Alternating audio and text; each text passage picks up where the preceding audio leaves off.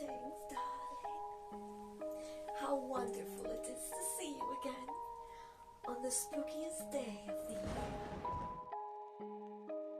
Today I'm going to discuss my top 5 favorite horror anime that'll get you in the mood for an ultimately creepy night.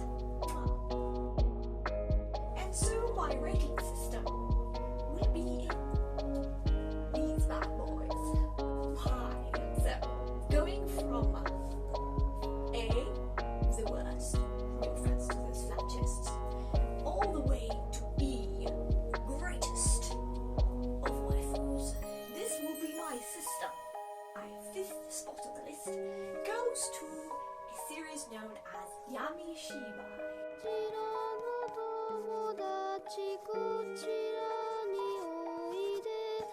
It is episodic shorts, influenced by, say, Japanese urban legends. I would say that my favourite moment in the series would possibly be the episode known as Zanbai, which is a play on the traditional Japanese saying manzai, but in this case, the reversal of the word creates a more darker, cursed, and I like that. It has a very interesting style of animation, very limited. You either hate it or you like it. The limited animation can be a bit dull to watch. You can tell that the budget is minuscule, to say the least. It relies overly on jump scares to get its horror element. It degrades over time. There are 11 seasons, somehow. First few ones were alright, and then it just... Considering all that, I would give Yumi Sha a B cup. So, the next one that we have is Juno Maniac. It's an adaptation of certain Junji Ito stories. It contains one of my favourite characters, Tomie. Great to see the adaptation of certain stories for the first time. The pacing can be a little off sometimes. There'll be some chapters where certain things are missed out and stuff. But honestly, just give me something by Junji Ito and I'm happy. Like, anything will do. Hell, I even like the live action movie of Uzumaki with the giant creepy snail girl. I mean, that was hilarious, brilliant. Overall, I would give this series a C.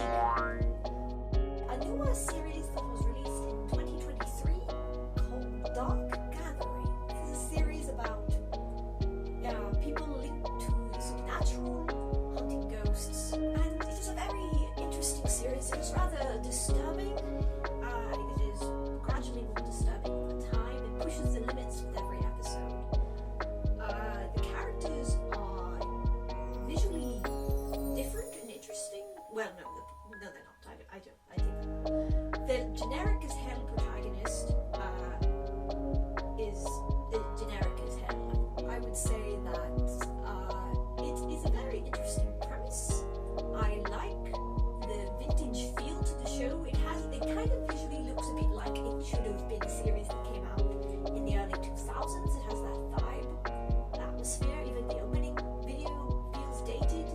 Yandere girlfriend. Spoilers, but not really.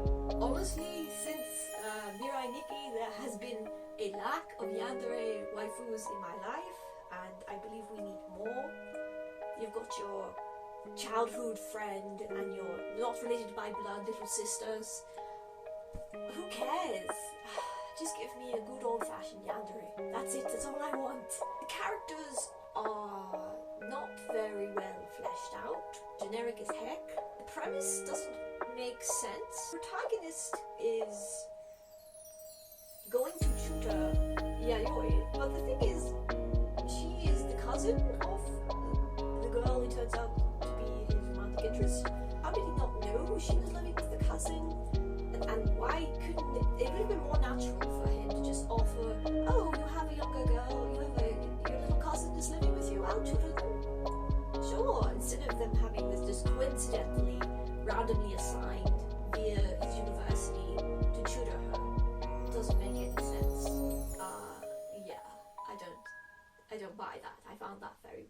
considering all these things, I would give it a C cup. It is a very enjoyable series.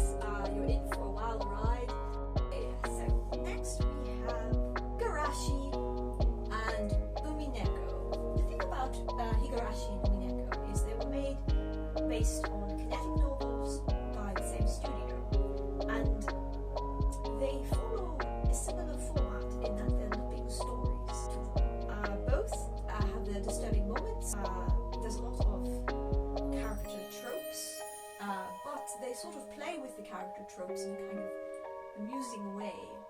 And I would say that it's a classic, really.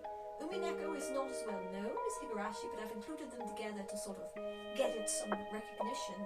Out of the two series, I actually prefer Umineko, for obvious reasons. They, at times, frustrate and annoy you. There is a lot of questions that you have, not really that many answers. The stories are not completely animated, so you have to go elsewhere to try and find the full story. Also, there's the elements in the series that kind of feel, especially in Higurashi, especially in the latest series, where the newer ones, where the animation's improved. I don't really enjoy watching lollies getting tortured all that much. I mean, you know, we've all been through Madoka Magica. I would say that overall, considering how important the series is, but also the flaws that it has, I would give these a C cup. The final number one position goes to Shiki. Shiki is an interesting series that combines horror and philosophical elements. It's a series that deals with morality, what it is to be human, and Japanese traditional values, disguised as a show about vampires. It has one of the strangest art styles I have come across. The character designs are something else. The relationship between the priest and the doctor is quite interesting. And I did find the vampires quite mysterious. This is one of the few series where I actually recommend watching the OVAs.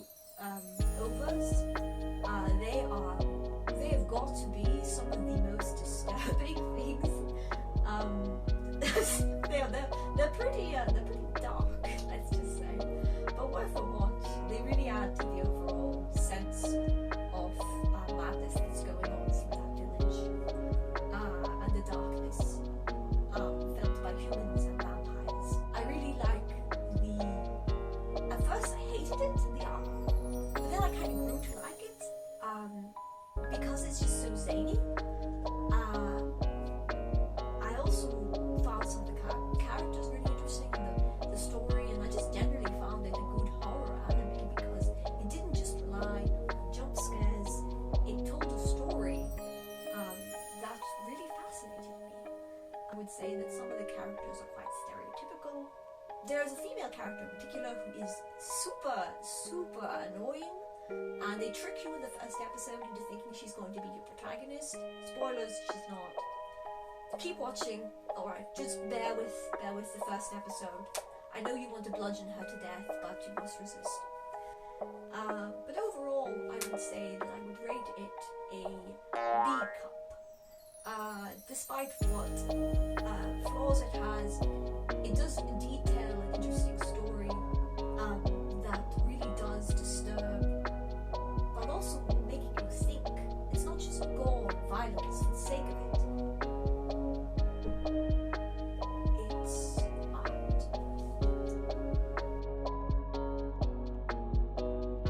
And so, that was my top 5 horror anime. I hope you enjoyed it. Feel free to like and subscribe.